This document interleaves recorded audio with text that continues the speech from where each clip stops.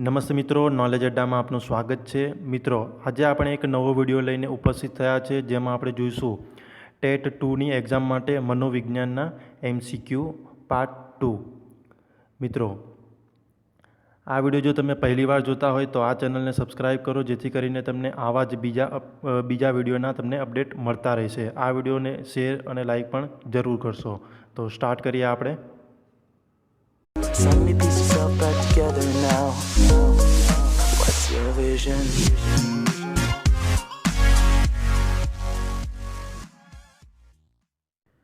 તો સ્ટાર્ટ કરીએ આપણે। તો એમાં પહેલો સવાલ છે કે વર્ગમાં અસરકારક શિસ્તતા જાળવવા માટે નીચે પૈકી કયું લક્ષણ જરૂરી છે? તો ઉત્તમ પોષક, માધ્યમ ભાષા, પ્રભાવશાળી વ્યક્તિત્વ કે પછી અસરકારક શિક્ષણ કાર્ય? તો સાચો જવાબ આવશે અસરકારક શિક્ષણ કાર્ય। ત્યારબાદ આગળ જોઈએ તો નીચેનામાંથી કયું સાધન વાપરવું સહેલું અને કિંમતમાં સસ્તું છે? તો સ્લાઇડ, કોમ્પેક્ટ ડિસ્ક, ટ્રાન્સપરન્સી કે પછી DVD? તો આપણો સાચો જવાબ આવશે ટ્રાન્સપરન્સી।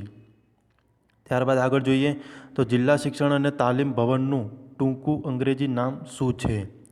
DEIT, DIET, DTEI કે આમાંથી કોઈ નહીં? તો આપણો સાચો જવાબ આવશે DIET। મિત્રો, આનું ફૂલ ફોર્મ યાદ રાખજો કે district institute of education and training. ત્યારબાદ આગળ જોઈએ તો નીચેનામાંથી કઈ બાબત સારા અધ્યાપનની સૂચક છે?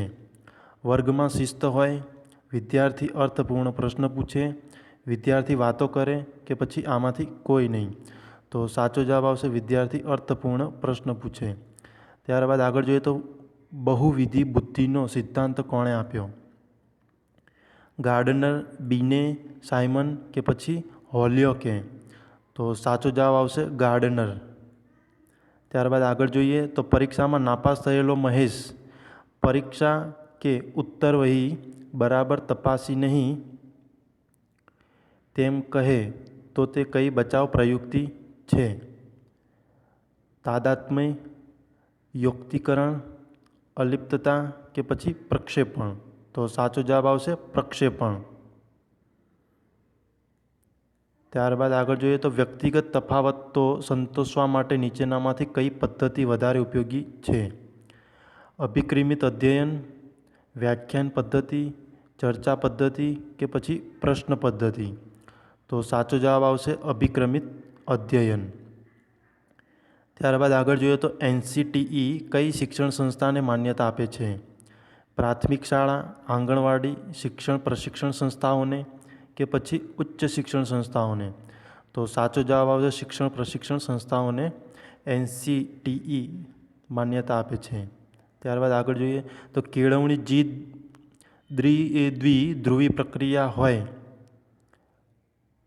હોય અને એક છેડે શિક્ષણ હોય તો બીજે છેડે કોણ હોય? પરીક્ષા, અભ્યાસક્રમ, વિદ્યાર્થી કે પછી પાઠ્યપુસ્તક?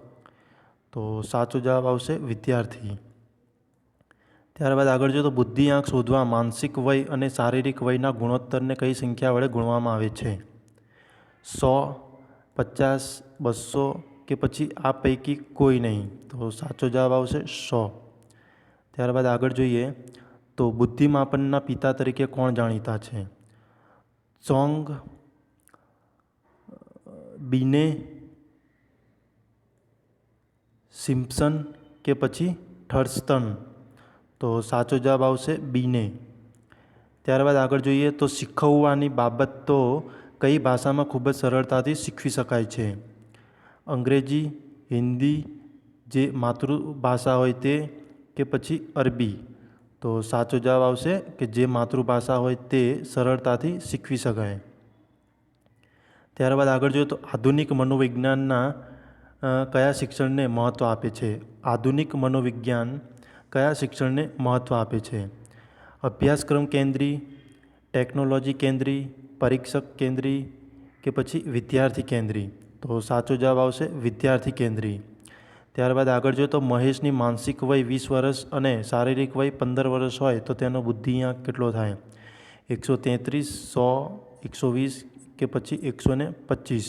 તો સાચો જવાબ આવશે 133। ત્યારબાદ આગળ જોઈએ તો રાષ્ટ્રીય શિક્ષણ નીતિ કઈ સાલમાં ઘડવામાં આવી? 1966, 1989, 1990 કે પછી 1992માં? તો સાચો જવાબ આવશે 1966માં. ત્યારબાદ આગળ જોઈએ તો શેનો ઉપયોગ વર્ગખંડ પ્રત્યાયનને અસરકારક બનાવે છે? શૈક્ષણિક સાધનો, શિક્ષકનો પોશાક, શિક્ષકનો દેખાવ કે પછી શિક્ષકની પ્રતિભા? તો સાચો જવાબ આવશે શિક્ષકની પ્રતિભા. ત્યારબાદ જોઈએ તો નિર્ધારિત કાર્યો પ્રત્યે બેદરકાર રહેવું એ શિક્ષકનું કેવું પાસું છે? નિર્ધારિત કાર્યો પ્રત્યે બેદરકાર રહેવું એ શિક્ષકનું કેવું પાસું છે? સબળું પાસું, બુદ્ધિચાતુર્ય, નબળું પાસું કે પછી વર્તનિક? તો સાચો જવાબ આવશે નબળું પાસું. ત્યારબાદ જોઈએ તો રોશકની શાહી ડાઘાની કસોટી કયા પ્રકારની પ્રયુક્તિ સૂચવે છે? વિક્ષેપણ, માનો શારીરિક,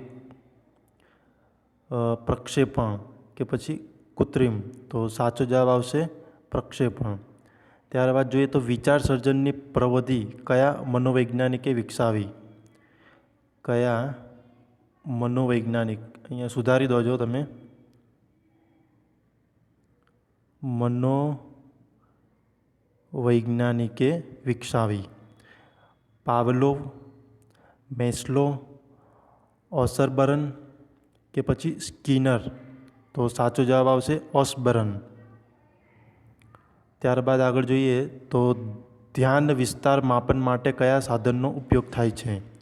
ટેલિસ્કોપ, ટેચિસ્કોપ, કેલિડોસ્કોપ કે પછી પેરિસ્કોપ? તો સાચો જવાબ આવશે ટેચિસ્કોપ. ત્યારબાદ જોઈએ તો નીચેનામાંથી કઈ અનુકૂલન સમસ્યા નથી? અલિપ્ત રહેવું, ગૃહ કાર્ય ના કરવું, સહાધ્યાયી સાથે સહકાર કે પછી આમાંથી કોઈ નહીં? તો સાચો જવાબ આવશે સહાધ્યાયી સાથે સહકાર. ધ્યાન વિસ્તાર અંગેનો સૌપ્રથમ પ્રયોગ કયા મનોવૈજ્ઞાનિકે કર્યો હતો?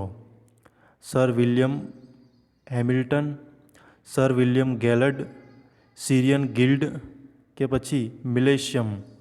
તો સાચો જવાબ આવશે સર વિલિયમ હેમિલ્ટન.